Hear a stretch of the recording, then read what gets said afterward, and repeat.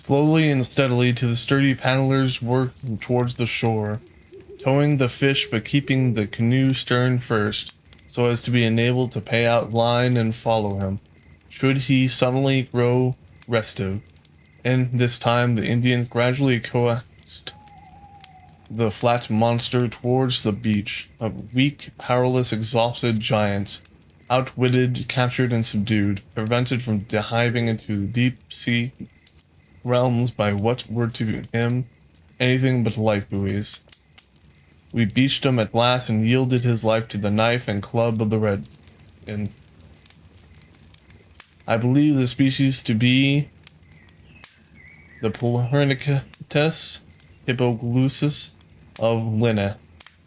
But of this I am by no means perfectly clear, as I have had only an opportunity of examining the single specimen that I estimated as weighing over 300 pounds, and it is quite impossible to investigate its specific character, inasmuch as the Indians immediately set to work to cut the body in pieces, so to be there and then devoured after a very brief roasting on a temporary fire.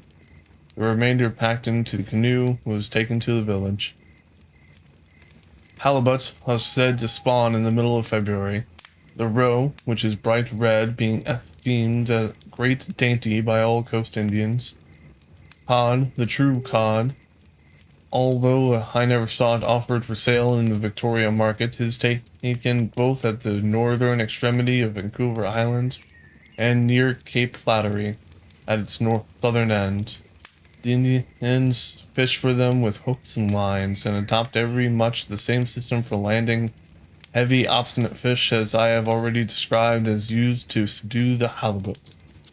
No regular system of deep-sea fishing had, when I left the island, been tried by white men. Neither had the trawl ever dragged up the treasures hidden at the bottom.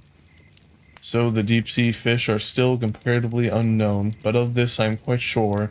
Whenever fisheries are established along the island coasts, the trawl and deep-sea line used by experienced hands will bring up treasures from mines of wealth as yet unworthed, to which gold and fur are nothing.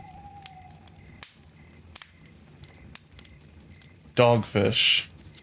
Head contained in 6 of the entire length, snout blunt, nostrils near to its apex, eyes large and bright, sea green in the newly taken fish, interior margin of the first dorsal, midway betwixt the pupil and interior margin of the second dorsal, color reddish brown, above thickly spotted with white, overspread with bronze reflections. This most predaceous race of sharks, although they never grow to a size dangerous to man, are nevertheless most bloodthirsty and implacable enemies to all the finny tribes inhabiting the waters of the northwest. They appear to live everywhere, in every harbor, up the long inland canals and the lagoons, and nearly as far as the tide flows. The dogfish is ever to be found up by the tidal rivers, hunting in packs like wolves. They often chase a shoal of fish upon the shingle, then bite and maim 6 times as many as they can possibly eat. I have often seen them seize dead and even wounded birds, drag them below the surface and tear them into shreds. Angling, where they are dogfish, and it is hard to discover a spot where they are not plentiful, is simply to waste time and lose one's temper. Your bait hardly touches the water ere it is gorged, and an ugly dogfish dangles at the end of the line. To unhook the thief is a service of danger unless knocked senseless, and his fearfully armed jaws are propped open with a small piece of stick. But with all his faults, the dogfish is most useful and valuable to the Indians, who spear incredible numbers, split them, and take out their livers.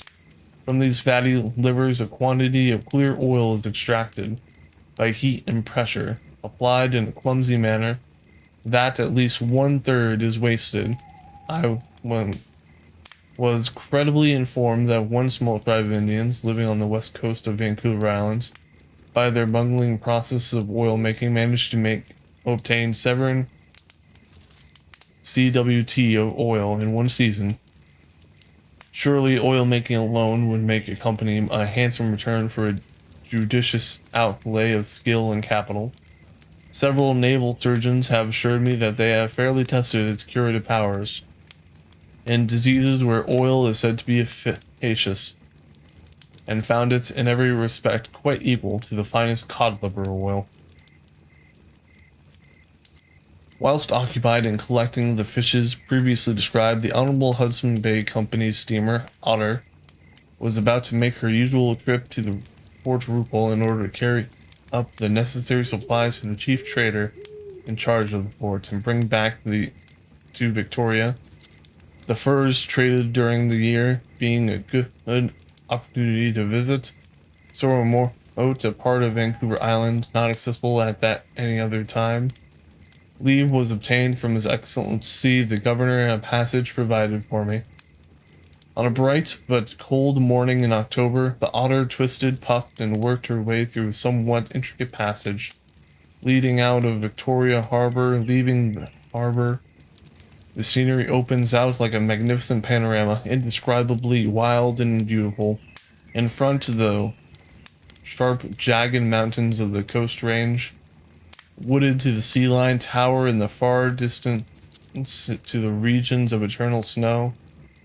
To the left, the rounder hills of the island slope easily to the water's edge, and grassy glades and long light openings belted with the scrub oaks.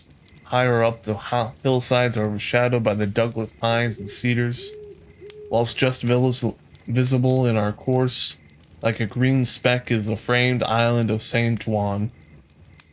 And bending away to the right as far as the eye could reach, dense forests looked like one vast, unbroken sea of green.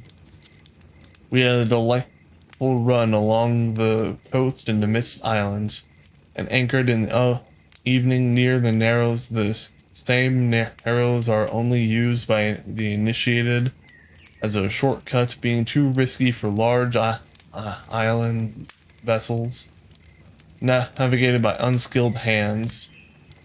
There is a large channel, a quarter of a mile long and 70 yards wide, between a small island and the island of Vancouver.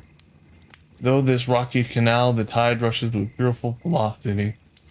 We ran it safely in the morning, although it struck me as being the most ticklish bit of navigation I ever experienced. Through these narrows, we were soon in Nanaimo, where we called for a supply of coals. The town, at this early stage of its history, consisting about a dozen log shanties inhabited by the coal miners and employees of the fur trading establishment.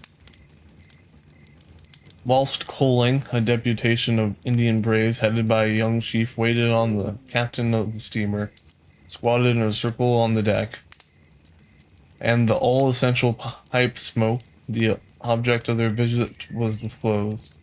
The Fort Rupert Indians, residing at the Indian village and trading posts who were en route to visit, had very recently made a raid on the Nanaimo Indians.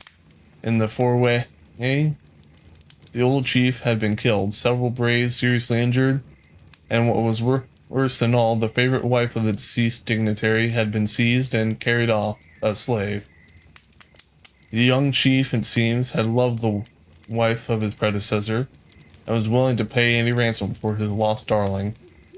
After a long wah-wah talk, the captain consented to effect a purchase, if possible, to bring back on our return the lost one to the arms of her sable lover. We had a pleasant run across the Gulf of Georgia and anchored at 10 p.m. in the Billings Harbor, much like a small duck pond in Favada Island. The next morning, again under way at 6 a.m., raining as the captain said, marl spikes, we steamed past a group of islands, behind which is Malaspina Strait. In the strait, Jarvis Inlet runs like an immense canal for a distance, I believe. of 50 miles inland. Here is the gulf widens out like the open sea, and little can be seen of the island until the extreme southeast point of Vlad's Island is reached, known as Port Mudge, betwixt which and Vancouver Island is a narrow channel, not more than a mile in width, called Discovery Passage.